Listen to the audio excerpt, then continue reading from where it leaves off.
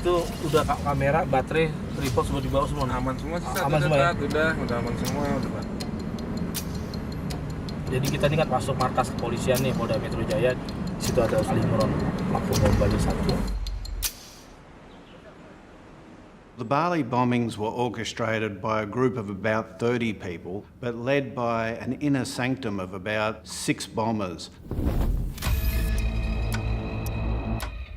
One of the most important of these was Ali Imran. He assisted to assemble the bomb and also organisation and procuring the materials required to build the bombs. Ngobrol biasa dulu ya.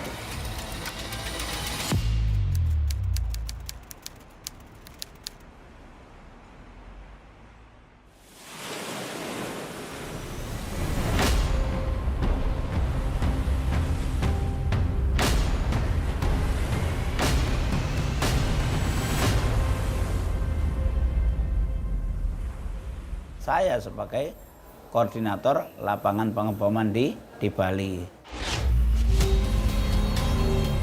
Jadi saya antarkan dari tempat peracikan dan perakitan kami hingga di Jalan Legian.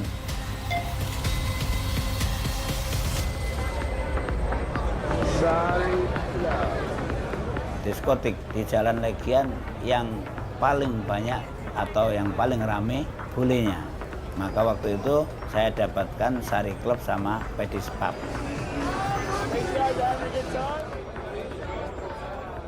Jadi dalam bom Bali 12 Oktober tahun 2002, kami rencanakan satu bom mobil yang bobotnya sekitar 1 ton. 2 bom rompi yang bobotnya sekitar 10 kg. Jadi begini, sebetulnya kalau saya sampaikan dalam kesempatan ini, perencanaan, persiapan banyak amburadulnya. Yang disampaikan pada perencanaan itu katanya orang-orang yang siap bom bunuh diri ini adalah semuanya sudah siap. Tetapi ternyata orang-orang ini belum siap 100%. Setelah arnasan yang akan bunuh diri di mobil, sudah saya ajari caranya meledakkan, saya lihat dia agak sedih. Kalau tidak siap, nanti akan kami ledakkan dengan remote. Nah pada waktu itu dia menjawab, enggak Pak, saya sedih karena kenapa saya belum lancar nyetirnya. I'm Kumar Ramakrishna. I've been a counter-terrorism specialist for 20 years. The 2 suicide bombers who were from the rural countryside of Java, they didn't know how to drive.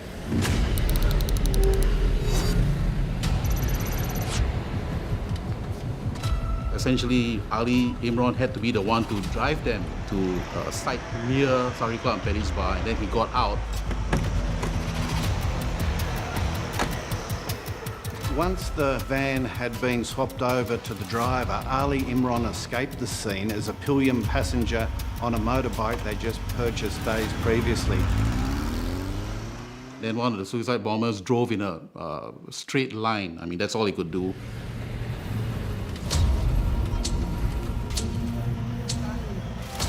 He stopped the white van in front of the Sari Club.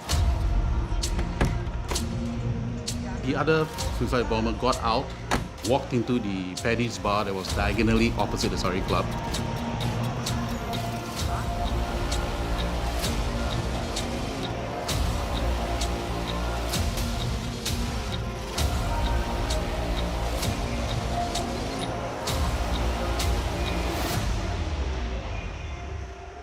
And he detonated his suicide bomb.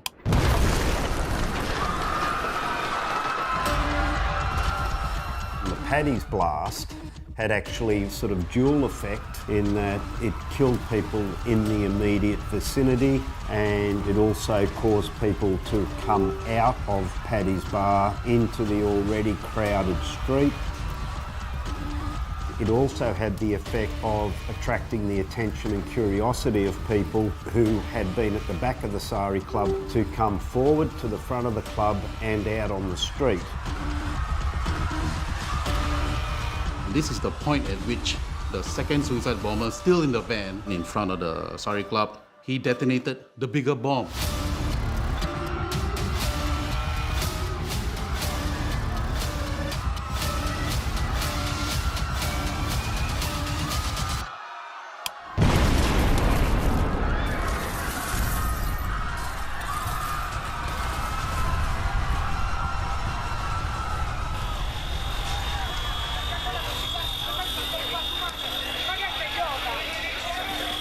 Guys, this is horrendous. I've never seen anything like it. It's huge, it's scary. People are burnt everywhere. There's people dead. I just don't believe what happened here tonight.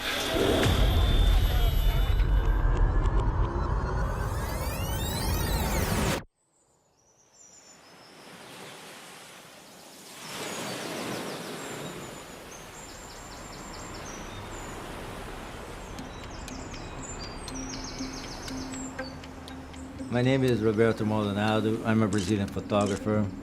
That night I was photographing the opening a shop of a friend of mine, very close to the Sari Club. I'm Hermawan Julistio. I was teaching at the Indonesian National Police College. I was there in Bali as team leader doing research on the capacity of the police. I was 300 meters away and we are having late dinner. I am Teolina Marapaung. That night, I am with two friends in a car. One of my friends, he would like to see Kuta area in that night. So he driving and then we passed Kuta Beach and come to Legian Street. So many cafe and restaurant and pubs. It's very live when the Saturday night happened.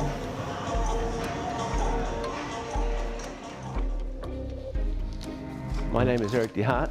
I was one of the founders of the Kuta Dolphins Rugby League Football Club based in Sydney, Australia. I got pretty sick 2 years prior to Bali, and the guys said that I worked too hard, I've got to learn to relax and I've got to go on their end of season football trip, which was to Bali. So we ended up only taking 11 guys to Bali.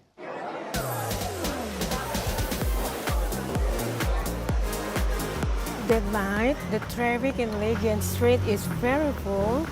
Our car ran very slow and stopped.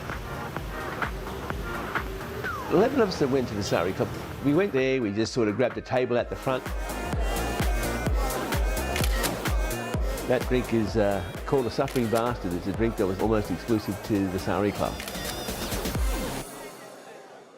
What happened was, out of the corner of my eye, I caught one of my mates staggering out of the Sari Club, and I said to him, "Ellie, what's wrong?" He goes, "Oh, mate, I've had too much to drink." So I said, "Well, you're heading the wrong way. Come on, I'll take you back to our hotel." So I took him back to the hotel and made sure he got in okay, and I was on my way back to the Sari Club.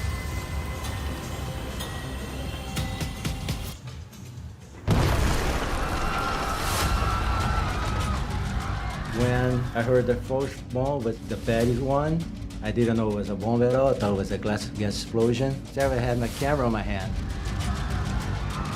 I knew that I had to document it. Then I started to run towards it. There, the right hand, that Sari Club, my car is 8 cars from that, and suddenly the biggest sound is coming. And as soon as I left the shop, the second one happened, the big one. All of a sudden, a really, really dull thud. The ground kind of shook, and there was a big orange light in the sky, and big mushroomy type shape. Oh my gosh, it's a bomb. The police at first suspected that this was only electricity outage.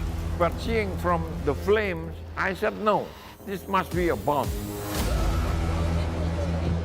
I ran to the scene. It's like a hell. I saw somebody inside the car with no head, and I stepped on somebody with no hand.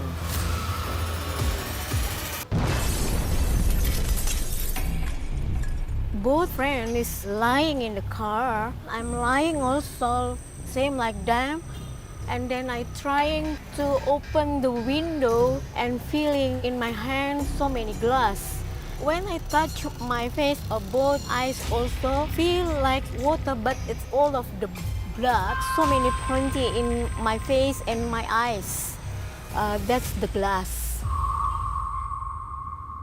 Let me show you some of the picture I took. Then you guys can see what really happened. It's just fire all around. It was very hot. I tried to even get closer to help someone, but it's really, really hot. I could see this girl, she was coming out from the back beside a sari club. Some people came with almost no clothes. The blast ripped their clothes off and their shoes too.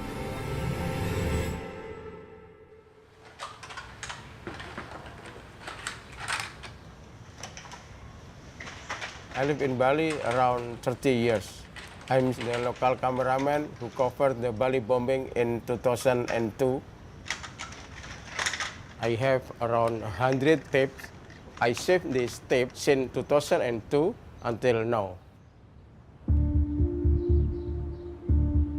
When I come to the location, I'm very scared because never happened in Bali like this. This is the Pedish pub when got fire, many big flames and many people trapped inside. And this is the Sari Club. Many people also trapped in Sari Club. This picture became very famous, iconic. Time magazine published it twice. It got cover of Paris Match and other magazines. I remember this girl, she managed to get out.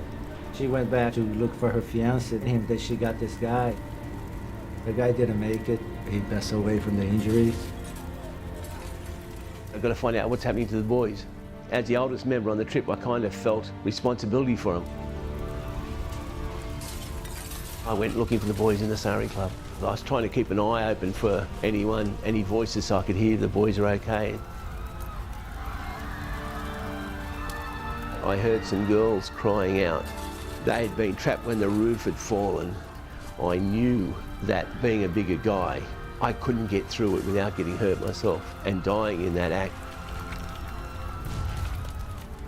I had to turn my back on those girls and walk away from it, and I've questioned myself ever since if I did the right thing.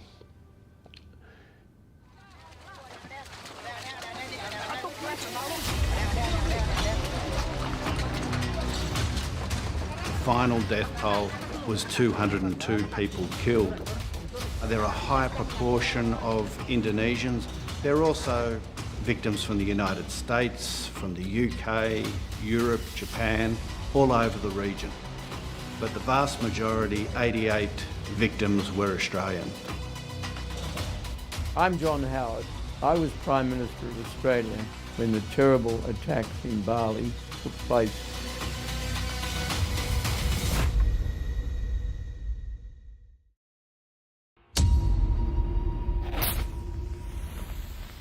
The Sari Club bomb is compared to lighting of a giant matchstick. It was extremely obvious that there was a stockpile of flammable material. The Sari Club was comprised of a grass thatched roof. There was also bottles of alcohol. It was a club. Gas cylinders for cooking. I was one of the first Australian police officers to arrive at the scene of the Bali bombing minutes after the explosion. These are photos that I took the morning after the blast, which demonstrates the ferocity of what occurred the night before. This photo is actually of the Sari Club, where you can see the extent of the damage. This is a model of the Sari Club. It had a thatched roof that, as you know, burst into flames. So as you can see, within the Sari Club, the front was open, but the back had 3 concrete walls. When the explosion occurred in the road, the fireball went into Sari Club and closed by the 3 walls, reflected out, and unfortunately across the road there was an uncompleted bank structure with an open front, but the back was already up. The fireball went into the club, reflected out to the bank and into the club again. So there was an echo effect and destroyed structures down the road as well. You can just imagine from a forensics point of view the difficulty of trying to go through all of this rubble and to trying to find the single clue that will hopefully give you a breakthrough in your pursuit of those responsible. There was damage for hundreds of metres away from the Sari Club, so crime scene management was going to be extraordinarily difficult. I could see that the whole area was not secured, and seeing people traversing across the whole area of devastation, which is an official crime scene, was very disturbing to me. I was very frustrated. Well, if a crime scene isn't sealed off properly, there's potential for the crime scene to become contaminated. The contamination itself can serve to throw up false leads.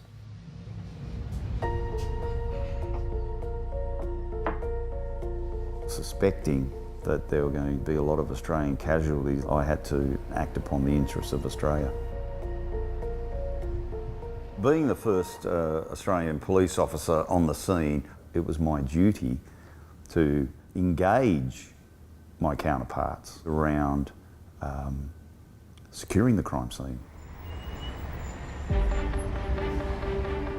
I went straight to the office of the Chief of Police of the Bali province. It was a very difficult discussion to have with my counterpart. There was a lot of frustration in the room. There was not a lot of understanding. The police was poor at that time. We don't have police line long enough to do radius of the bombing. Money, it's a real matter. They didn't have money, even to buy gas for motorcycle. I told them, use whatever you find, including chairs.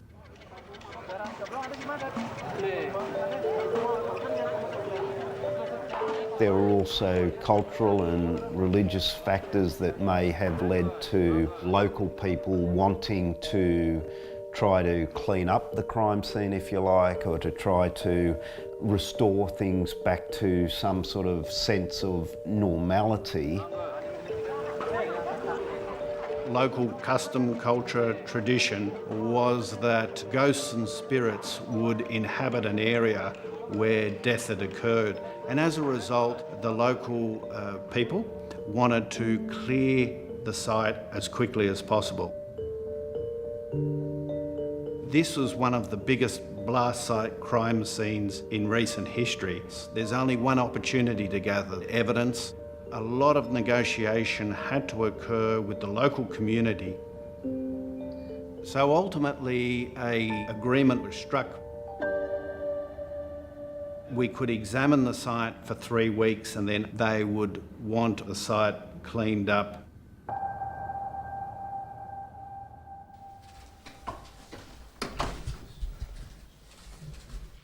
Are we ready? I'm John Howard. I was Prime Minister of Australia when the terrible attacks in Bali took place.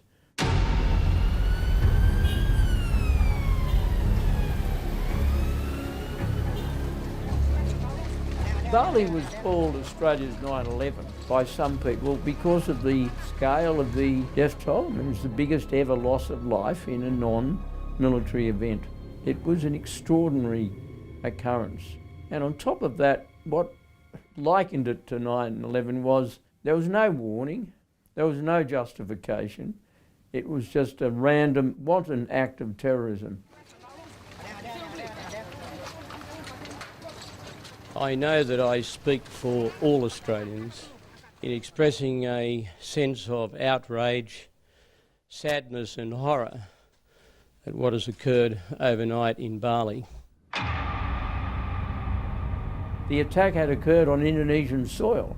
Unless we respected and worked closely with the Indonesians, we weren't going to track down those responsible. We are assisting the Indonesian National Police. So this was a clip of me some 20 years ago, so a younger version obviously. This investigation is being conducted by the Indonesian authorities. They have asked for assistance of the Australian Federal Police. We are providing that assistance. In this particular conference, I was being asked questions about the AFP involvement in this investigation, and the Australian Federal Police had no executive power of arrest in that foreign jurisdiction. The Australian Federal Police was responding to requests for assistance. The Australian Federal Police and the Indonesian National Police have worked very hard to build a relationship in the years preceding the Bali bombing over issues such as drug trafficking, people smuggling. But the scale of the investigation was unprecedented. We'd never done anything like this before. And at one stage there were 200 or 300 Australian Federal Police officers in Indonesia. This was the largest investigation in the Australian Federal Police's history. Kepolisian Indonesia meminta bantuan AFP karena Indonesia memang masih terbatas kemampuannya, baik di bidang teknologi maupun di bidang investigasi tentang bom. You must know that the Indonesian police force was previously under the armed forces.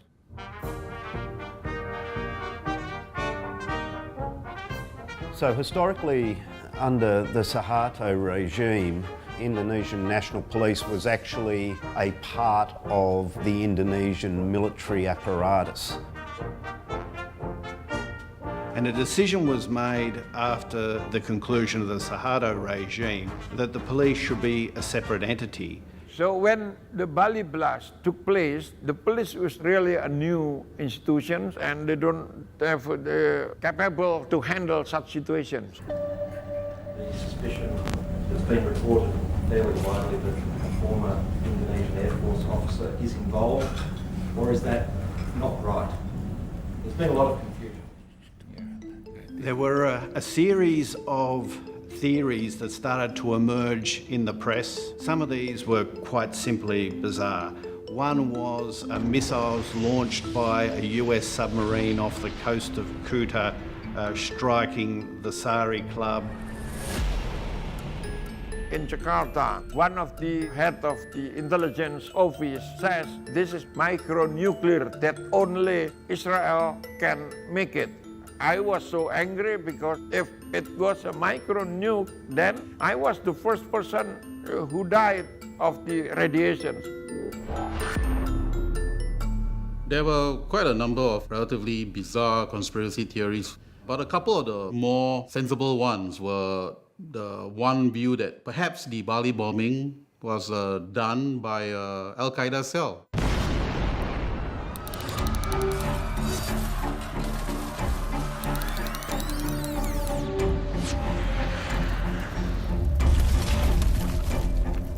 Al-Qaeda had, after all, the year before perpetrated September 11th. Another theory was perhaps this could even have been the work of a homegrown cell, Indonesians that had been radicalized. The Indonesian authorities were a little reluctant to identify a homegrown group as being responsible for such a global terror incident.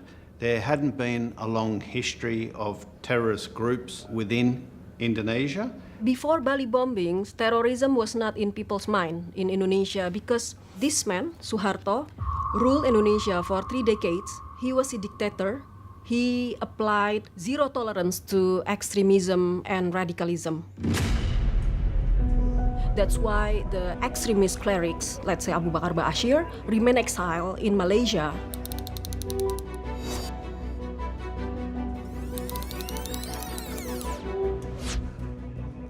Abu Bakar Bashir had created Jamaah Islamiyah JI, a transnational network, but born and based in Indonesia. Jamaah Islamiyah JI had always wanted to create a pan-Southeast Asian Islamic caliphate, covering, of course, Indonesia, southern Thailand, Malaysia, Singapore, Philippines, and even Australia as well. They wanted to essentially overthrow all these secular governments by force and set up the caliphate which they had in mind.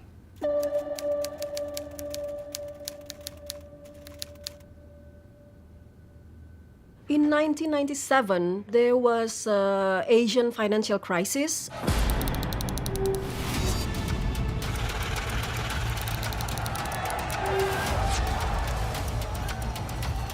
In Indonesia, people at that time were very angry because of the increase of price and everything. And then with the fall of Suharto regime, Abu Bakar Ba'asyir returned back to Indonesia.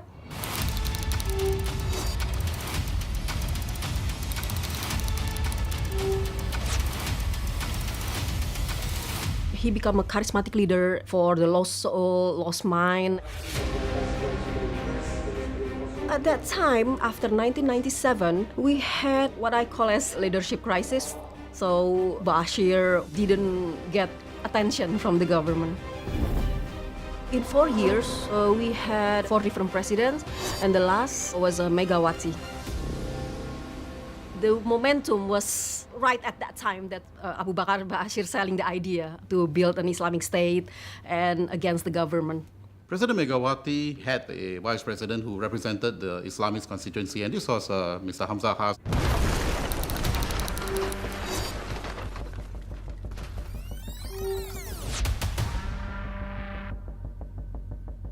Several months before the Bali attacks, Vice President Hamzah Has had a meeting with some of the leading Indonesian Islamist extremists in the country.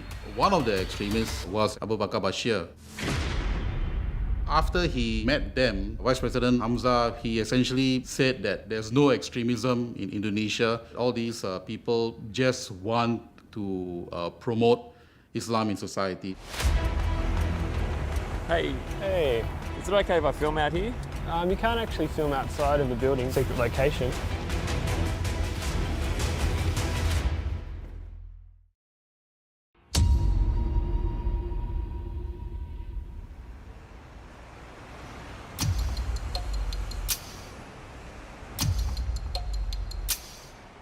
Hey, Andrew, I'm from CNA. Hey. Is it okay if I film out here? You can't actually film outside of the building, secret location, but we can go inside and you can film in there.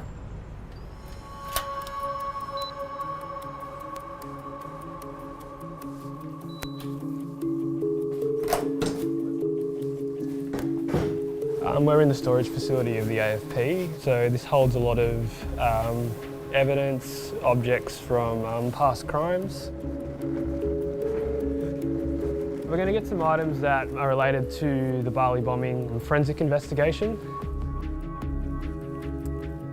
Well, in a crime scene examination, it's important to be able to identify those seemingly innocuous items which later on in the investigation may prove vital.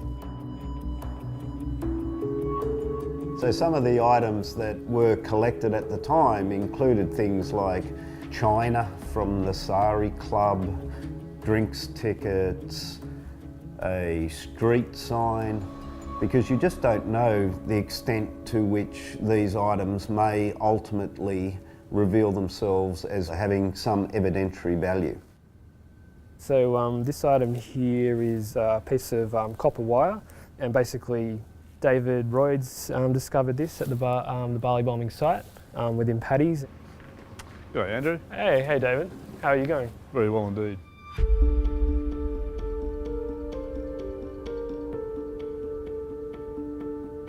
The piece of copper wire that I found in Paddy's bar, it's got black insulation on it. and you can see heat damage to the insulation. The first time I entered Paddy's Bar was with a reluctant agreement of some guards outside. We were guests in another jurisdiction. There was a general perception portrayed in the Australian media that the relationship between the Australian police and the Indonesian police was a very close, warm, friendly relationship. Now that may have been the case at the highest levels, but it certainly wasn't on the ground. On the ground there was bewilderment as to why were Australians in an Indonesian crime scene. What right do they have to be here? So there was friction at the outset. We have a high distrust to Australian police. We said they will manipulate our hard evidence, so don't share it with them. But some group inside the Indonesian police have higher trust to the AFB, so they said, let them do the work. Let them help us. The first time I entered Paddy's Bar, I was seeing things that I just could not leave behind. So I immediately picked up what I recognised to be leg wires of a detonator. All copper wires used in electronics is multi-stranded, but on detonators, the leg wires, just a single core covered with insulation. So I immediately put them in this little plastic cup. I was just pretending I was drinking water as I was walking around. Then eventually the copper wire, I folded it into a paper envelope and placed it in the top pocket of my overalls. And then I forgot about them. It's not a good story, I don't particularly like telling it, Alistair. After a very, very, very long day, I just felt as though my overalls was just in such a putrid state from being in this scene for so long. I just had to wash them. I poured water into the sink and just gave them a good rinsing. And then next morning, I suddenly remembered that there was a paper envelope in the top pocket that contained these copper wires. I immediately pulled it apart and carefully unfolded it, went off, tested the copper wire and got a positive result for TNT. I could still find the TNT because TNT by its very nature is insoluble in water. It's like beeswax and residues will survive being underwater for quite some time. In fact, up to weeks actually. It was determined that TNT had been the primary explosive used at Paddy's Bar. It is quite a common explosive.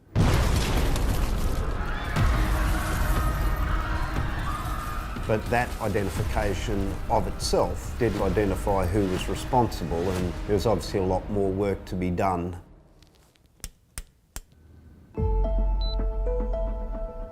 The Surrey Club was a massive big explosion. And what you can see is a large pool of water here. This is the area where the car bomb blew up. When it blew up, it burst the water mains. The burst water main made it very difficult to examine evidence or may have washed evidence away. Similarly, the fire brigade response and the amount of water that they had utilised makes the hunt for evidence all the more difficult.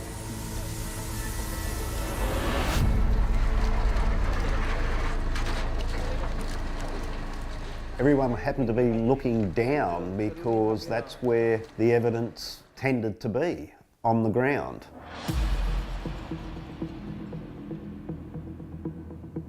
And in this case, it was a simple thing when somebody decided, let's look up. And what you can see is two power poles directly beside the crater. We analysed swabs taken about 2 metres above the ground on both those poles. And lo and behold, that's where the evidence was, potassium chlorate high up on light poles.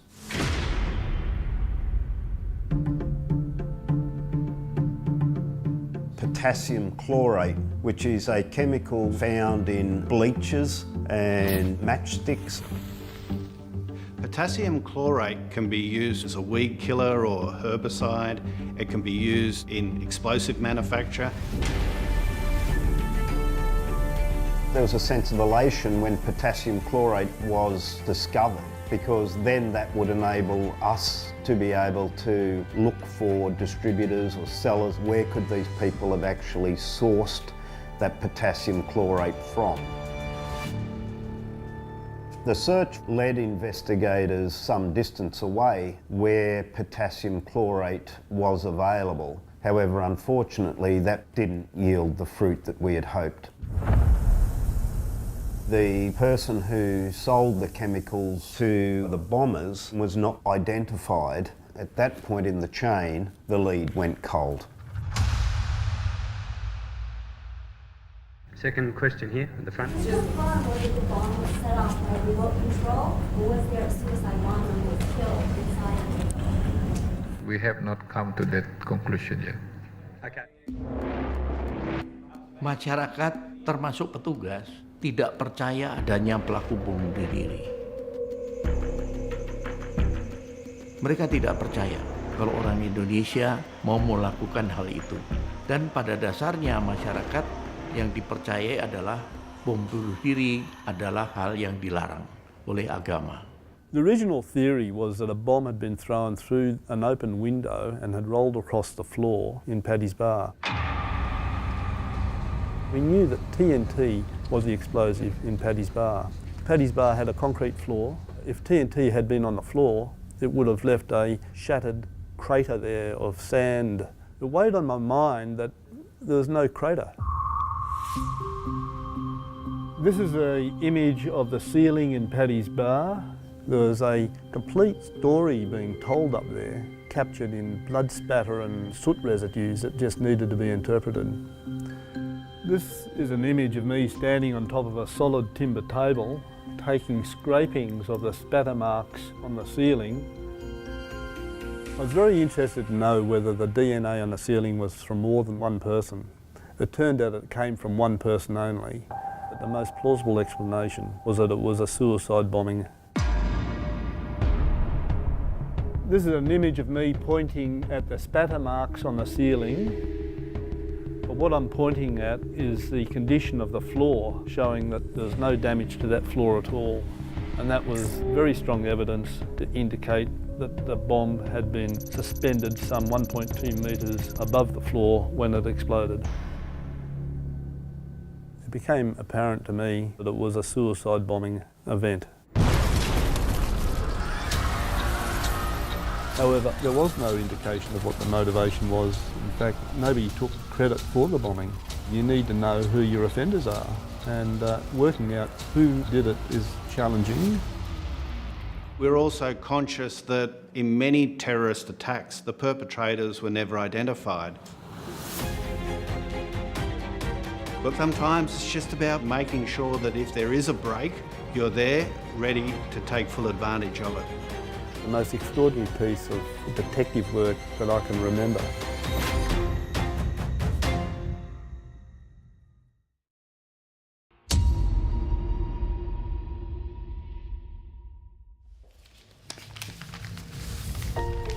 Here is an interesting article in that it was published on the Wednesday the 23rd of October 2002, 11 days after the bombing.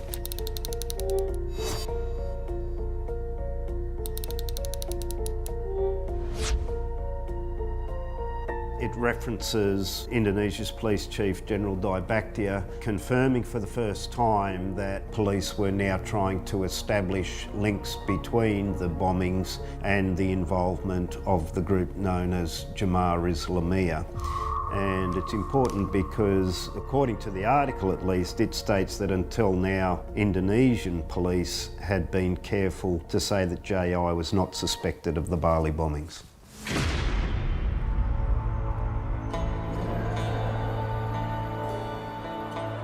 Betul, jadi tekanan itu dari berbagai pihak, termasuk para politisi, karena mereka memprotes.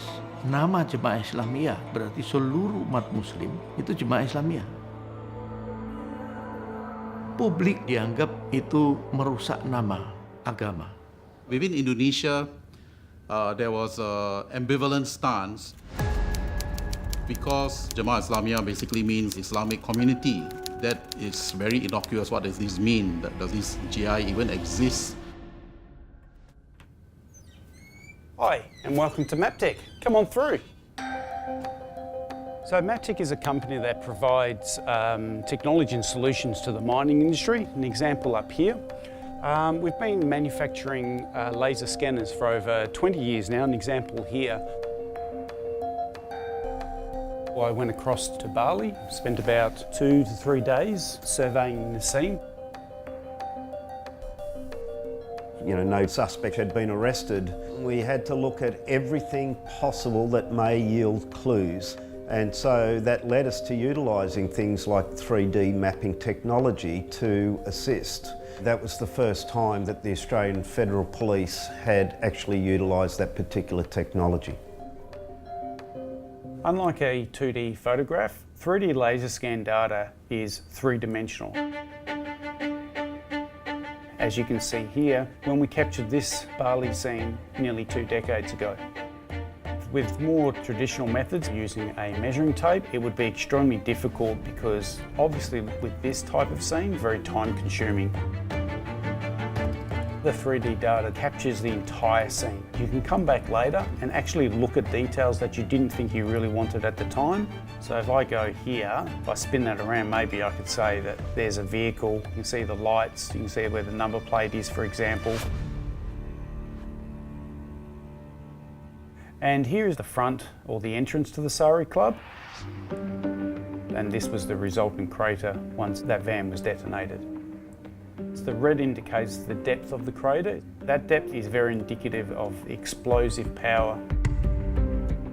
Here is an example where I believe there was some form of structure from the van that was found visually embedded in one of the buildings. From the 3D data, we're actually able to calculate the distance from the crater that that object is. So we used the 3D mapping to trace the wider crime scenes. For instance, an engine block was found 49 metres from the blast site. The engine block was certainly part of the van. We did a thorough examination of the engine block and unfortunately there were no unique identifiers found on it. We were looking for engines, chassis, anything that might give us the crucial lead that we required. Is it possible that they'll get it or any kind of identification number off the car that was outside the Sari Club? Well, obviously that's one of the things I'll be looking for. Such as chassis numbers to chase back the history of vehicles. Chassis, critical, absolutely critical. Frustrating, but ultimately critical to this investigation. The chassis, it says it all. It's the beginning, it's the end. That was the huge breakthrough everyone was waiting for. Ketika kita semua bingung siapa pelakunya, kita harus mulai dari tempat kejadian perkara. Disitulah ditemukan rangka sasis mobil dan disitulah mulai diperiksa. So once the chassis had been located, we looked for the vehicle identification numbers. The chassis number certainly didn't come easy. The chassis was, as you can imagine, after a bomb of that size, a mangled wreck of twisted steel. A piece of the chassis was found on the roof of a bank across the road from the Sari Club. But the bombers had taken the precaution of chiselling off the chassis number. Ternyata sudah dihapus. Again, we were left at a point whereby where to next in terms of the search for clues.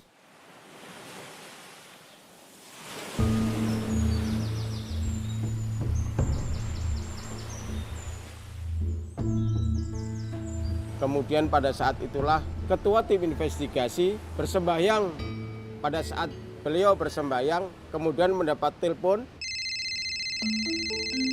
Pada saat itulah telepon yang ternyata dari anak buahnya menginformasikan bahwa dari tim di lapangan telah menemukan nomor kasus dari mobil yang...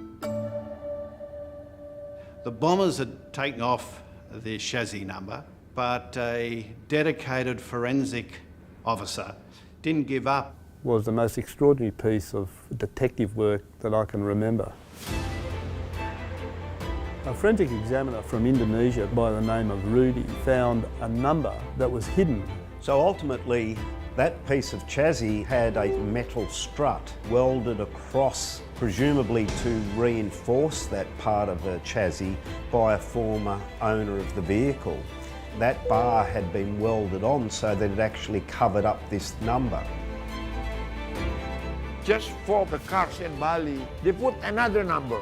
So when Ali Imran and his gang erased the number, they didn't know that there's another number.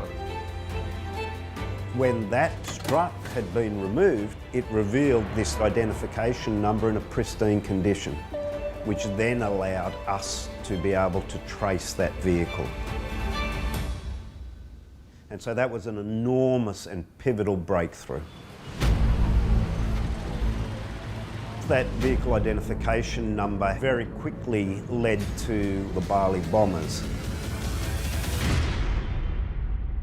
Ali Imran confirmed that Jemaah Islamiyah was behind the Bali bombings.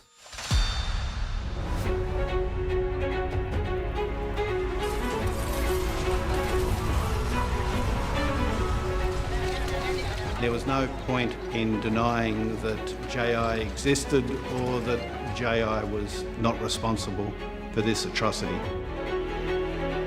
Abu Bakr Bashir, co-founder of Jemaah Islamiyah (JI), his role was essentially to create a climate within which such attacks could occur.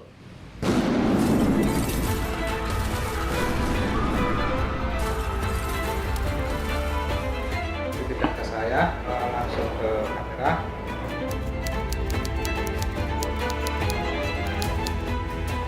I would say the beginning of the road to Bali, the thwarted Singapore plot in December 2001. That was the genesis of the Bali bombings.